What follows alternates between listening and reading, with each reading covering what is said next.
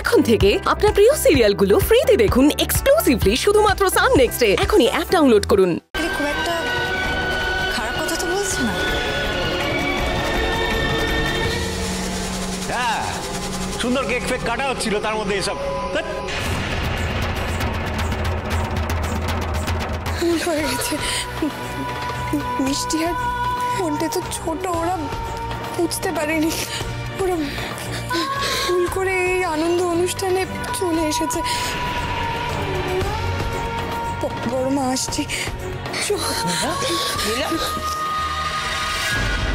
কি করবো এখন? নীলা একা বেরিয়ে গেল, ওর সাথে আমার যাওয়া উচিত ছিল না? অবশ্য ছিল, ওর পাশে থাকাটা এখন খুবই জরুরি, কিন্তু বাড়ির সকলে সেটা ভালো চোখে দেখবে না। আমিও ছোটবেলা থেকেই চাই বাড়ির সকলে একজোট হয়ে থাকুক, কিন্তু বড় বৌদি এরকম একটা কথা ভুলে দিল আর সবাই তাতে গলাও মিলিয়ে গেল। একজোট হয়ে নীলার যন্ত্রণা তো আরো বাড়িয়ে দিল এই বসু পরিবার। এরকম ব্যবহার তো শত্রুর সঙ্গেও করা যায় না। বড় বৌমা কোথায় কি বলতে হয় সেটা ভুলে যাও কেন? কেন মা, আমি ভুলটা কি বললেন?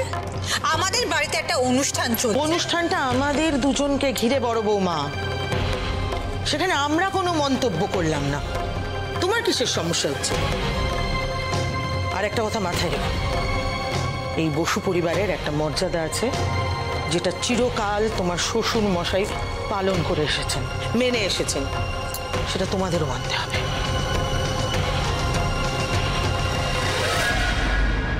বলছি শোনো না, মেয়েটার হাতে কিছু টাকা দিয়ে দিলে হতো না? মানে ওর তো নিজের বলতে কেউ রইল না, বলো? জামাইবাবুটাও তো শুনেছি মাতাল অবস্থায় বাড়ি ফেরে, লোক অসুবিধার না, পুরো সংসারটাকেও একাই টানত। এই সময় হাতে একটু টাকা থাকলে সৎকারেরও সুবিধা হতো। আমি না ঠিক এই ভয়টাই পাচ্ছিলাম, কত করে আবার টাকা পয়সা দেওয়ার কথা উঠবে, সেটাই আর কি। আরে টাকা তো খোলাম কুচি নয় মা, কোত্থেকে আসবে বলো তো? মা আপনাদের তো নেই। হ্যাঁ, আর আমাদেরও তো সর্বশান্ত হতে হয়েছে না বাবার চিকিৎসার জন্য। কি বললে? বাবা যেটা সত্যি সেটাই তো বলছি।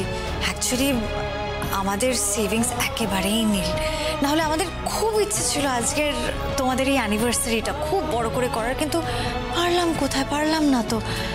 আর তার উপরে মা এখন খরচার কথা বলছে, কি করে কি ম্যানেজ করব।